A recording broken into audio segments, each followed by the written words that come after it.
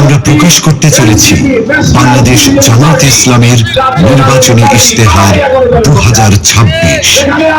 আমরা চাই এমন একটি বাংলাদেশ যেখানে মানুষ নিরাপদে বাঁচবে, মর্যাদার সাথে বাঁচবে এবং ন্যায় ও ইনসাফের সাথে এগিয়ে যাবে। এই অঙ্গীকার নিয়ে আমাদের নির্বাচনী ইশতেহারের নামকরণ করা হয়েছে নিরাপদ ও মানবিক বাংলাদেশের ইশতেহার। আমাদের ইশতেহারটি 10টি মূল বিষয়কে কেন্দ্র করে তৈরি করা হয়েছে। প্রতিটি বিষয় এক একটি স্তম্ভের মতো, যা আমাদের নীতির ভিত্তি এবং দৃষ্টিভঙ্গি নির্দেশ করে। আমরা যথাক্রমে রাষ্ট্রের সকল নাগরিকের সাথে সমস্যারে 5টি মৌলিক বিষয়ে হাঁ বলতে চাই, আর তা যথাক্রমে সততা, ঐক্য, ইনসাফ, দক্ষতা ও কর্মসংস্থান। যেভাবে কিছু বিষয়ে আমাদের অবস্থান স্পষ্টভাবে হাঁ এর পক্ষে, ঠিক তেমনি 5টি বিষয়ে আমাদের অবস্থান ব্যর্থহীন ভাবে না। আমরা শক্তভাবে না বলতে চাই দুর্নীতি, ফ্যাসিবাদ, আধিপত্যবাদ, বেকারত্ব ও চাঁদাবাজিকে। এই 10টি বিষয়ে আমাদের অবস্থান নির্ধারণ করে দেয় আমাদের দৃষ্টিভঙ্গি। আর এই দৃষ্টিভঙ্গিকে বাস্তবে রূপ দিতে বাংলাদেশ জামায়াতে ইসলামী আগামী 5 বছরের সরকার পরিচালনায় 26টি বিষয়কে অগ্রাধিকার দেবে। 1. জাতীয় স্বার্থে আপোষহীন বাংলাদেশ। এই স্লোগানের আলোকে স্বাধীনতা, সার্বভৌমত্ব ও জাতীয় স্বার্থে আপোষহীন রাষ্ট্র গঠন, ন্যাশনাল ইন্টারেস্ট। 2. বৈষম্যহীন, ন্যায় ও ইনসাফ ভিত্তিক একটি মানবিক বাংলাদেশ গঠন, সোশিয়াল জাস্টিস। 3. যুবকদের ক্ষমতায়ন এবং রাষ্ট্র পরিচালনায় তাদেরকে প্রাধান্য দেয়া, ইউথ ফার্স্ট। 4. নারীদের জন্য নিরাপদ, মর্যাদাপূর্ণ ও অংশগ্রহণমূলক রাষ্ট্র গঠন। 5. আইন শৃঙ্খলা পরিস্থিতির সার্বিক উন্নয়নের মাধ্যমে মাদক, চাঁদাবাজ ও সন্ত্রাসমুক্ত একটি নিরাপদ রাষ্ট্র বিনির্মাণ। 6. সকল পর্যায়ে সৎ নেতৃত্ব প্রতিষ্ঠা ও প্রাতিষ্ঠানিক সংস্কারের মাধ্যমে দুর্নীতিমুক্ত রাষ্ট্র গঠন। 7.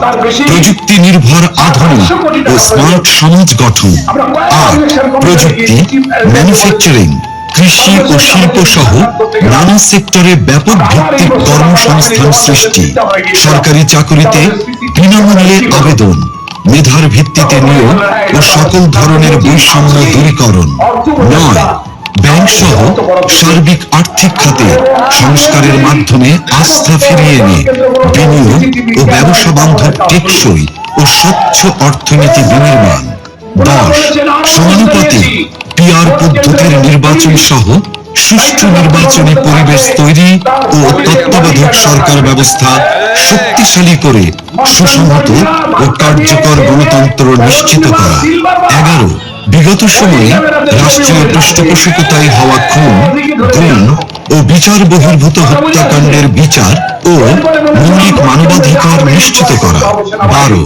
জুলাই বিপ্লবের ইতিহাস সংরক্ষণ, শহীদ পরিবার, আহত ও পঙ্গুত্ব বরণকারী জুলাই যোদ্ধাদের পুনর্বাসন এবং জুলাই সনদ বাস্তবায়ন করা হবে। 13. কৃষিতে প্রযুক্তির ব্যবহার ও কৃষকদের সহযোগিতা বাড়ানোর মাধ্যমে কৃষিতে বিপ্লব সৃষ্টি করা। 14.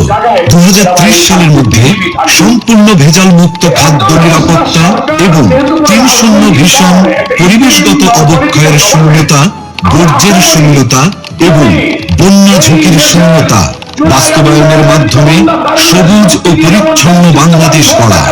15. ক্ষুদ্র ও মাঝারি শিল্পের বিকাশের পাশাপাশি ভারী শিল্প প্রতিষ্ঠা, দেশি বিদেশি বিনিয়োগ বান্ধব পরিবেশ নিশ্চিতের মাধ্যমে ব্যাপক ভিত্তিতে শিল্পায়ন ও কর্মসংস্থান তৈরি। 16. শ্রমিকদের মজুরি ও জীবনযাত্রার মান বৃদ্ধি এবং মানসম্মত কাজের পরিবেশ, বিশেষ করে নারীদের নিরাপদ কাজের পরিবেশ সৃষ্টি করা। 17. প্রবাসীদের ভোটাধিকার সহ সকল অধিকার নিশ্চিতকরণ এবং দেশ গঠনে আনুপাতিক ও বাস্তবসম্মত অংশগ্রহণ নিশ্চিত করা। 18 সংখ্যাগুরু সংখ্যালঘু মেজরিটি মাইনরিটি নয়, বরং বাংলাদেশের নাগরিক হিসেবে সকলের নাগরিক অধিকার প্রতিষ্ঠা এবং পিছিয়ে থাকা নাগরিক ও শ্রেণীগোষ্ঠীর জন্য বিশেষ সুবিধা নিশ্চিত করা। 19 আধুনিক ও সার্বজনীন স্বাস্থ্য সেবা প্রদান এবং গরিব ও অসহায় জনগোষ্ঠীর জন্য পর্যায়ক্রমে বিনামূল্যে উন্নত চিকিৎসা নিশ্চিত করা। 20 সমসাময়িক বিশ্বের চাহিদাকে সামনে রেখে শিক্ষা ব্যবস্থার মৌলিক সংস্কার এবং পর্যায়ক্রমে বিনামূল্যে শিক্ষা নিশ্চিত করা। 21 দ্রব্যমূল্য ক্রয় ক্ষমতার মধ্যে রেখে স্থিতিশীলতা নিশ্চিত করা এবং অন্যান্য মৌলিক চাহিদার পূর্ণ সংস্থানের নিশ্চয়তা।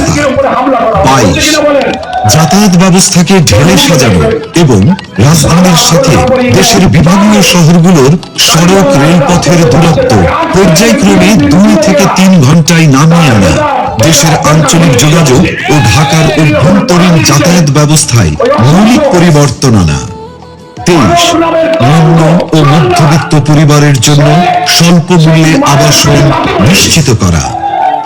24 ফ্যাসিবাদী ব্যবস্থার পূর্ণ বিলাপে চলমান বিচার ও সংস্কার কার্যক্রমকে অব্যাহত রেখে বাংলাদেশে ফ্যাসিবাদ ব্যবস্থার পুনর্জন্ম রোধ করা। 25 সার্বজনীন সামাজিক নিরাপত্তা ব্যবস্থা চালু করার মাধ্যমে নিরাপদ কর্মজীবন ও পর্যায়ক্রমে সকল নাগরিকদের আন্তর্জাতিক মানের সামাজিক নিরাপত্তা নিশ্চিত করা।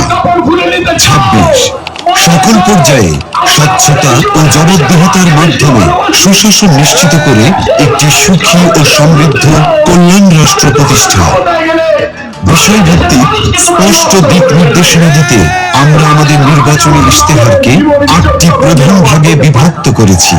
প্রতিটি ভাগ তৈরি করা হয়েছে দেশের বাস্তবতা, জনগণের চাহিদা এবং আগামীর সম্ভাবনাকে সামনে রেখে। এই 8টি ভাগ হল: 1 জুলাই বিপ্লবের আকাঙ্ক্ষায় একটি বৈষম্যহীন, শক্তিশালী ও মানবিক বাংলাদেশ। 2 আত্মনির্ভরতার পথে নিজ পায়ে দাঁড়ানোর প্রত্যয়। 3 টেকসই অর্থনৈতিক উন্নয়ন ও ব্যাপকভাবে কর্মসংস্থান সৃষ্টি। 4 স্বনির্ভর কৃষি ও প্রকৃতির স্বাভাবিক বিকাশের মাধ্যমে পরিবেশ বান্ধব উন্নয়ন। 5 মানব সম্পদ উন্নয়ন ও জনগণের মৌলিক জীবন মানের উন্নয়ন। 6 সমন্বিত অবকাঠামোগত উন্নয়ন।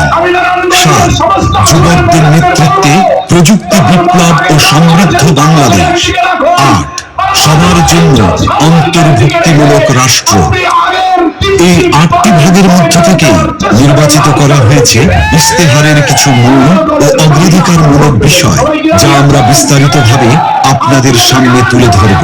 যার শুরুতেই থাকবে সুশাসন ও জননিরাপত্তা এবং তা নিশ্চিতে মন্ত্রী ও এমপি সহ সকল পর্যায়ের জনপ্রতিনিধিদের ও তাদের পরিবারের সদস্যদের বার্ষিক সম্পদ বিবরণী জনসাধারণের সামনে পেশ করা হবে।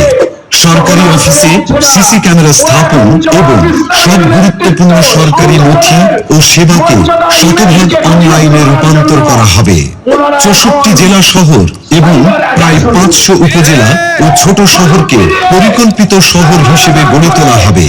তরুণদের দেশ পরিচালনায় অগ্রাধিকার দেওয়া হবে। নারীদের মধ্য থেকে মন্ত্রিসভায় উল্লেখ সংখ্যক প্রতিনিধি অন্তর্ভুক্ত করা হবে। ডিজিটাল পাহারাদার অ্যাপের মাধ্যমে যে কোনো অপরাধের, যেমন চাঁদাবাজি, ঘুষ, নারী নির্যাতন বিরুদ্ধে তাৎক্ষণিক ডিজিটাল রিপোর্ট করা যাবে, যেখানে রিপোর্টকারীর পরিচয় গোপন রাখা হবে। সরকারের আয় ব্যয়ের সব হিসাব জনগণের সামনে উন্মুক্ত করতে আমাদের ইশতেহারে আমরা প্রস্তাব করছি আমার টাকা আমার হিসাব নামের একটি অসাধারণ ডিজিটাল প্ল্যাটফর্ম। আসুন দেখে আসি অ্যাপটি কিভাবে কাজ করবে। আপনারা কি কখনো ভেবেছেন সরকার কিভাবে আয় করে? প্রতি বছর বাজেট কিভাবে তৈরি হয়, আর সেই বাজেট অনুযায়ী টাকা কোথায় কোথায় খরচ হয়? সরকারের আয় আসে আপনার দেয়া কর, বিদেশি অনুদান, ঋণ, আমাদের প্রবাসী হিরোদের পাঠানো রেমিটেন্স এবং সেবামূলক আয় থেকে। আর এই টাকা দেশের বিভিন্ন খাত ও প্রকল্পে ব্যয় করা হয়। যার সঠিক হিসাবটা জানা রাষ্ট্রের নাগরিক হিসাবে আপনার একটি অধিকার। বর্তমানে এই হিসাব জানার প্রক্রিয়া অনেক জটিল ও কঠিন, কিন্তু কেন বারবার আপনাকে এই বিষয়ে অন্ধকারে রাখা হয়? কারণ এই জটিলতাই দুর্নীতিবাজদের জন্য একটি নিরাপদ আশ্রয় তৈরি করে, আর অপরাধীরা থেকে যায় লোকচক্ষুর অন্তরালে। এবার সেই সমস্যার সমাধান হবে আমার টাকা আমার হিসাব নামে একটি অসাধারণ ডিজিটাল উদ্যোগের মাধ্যমে।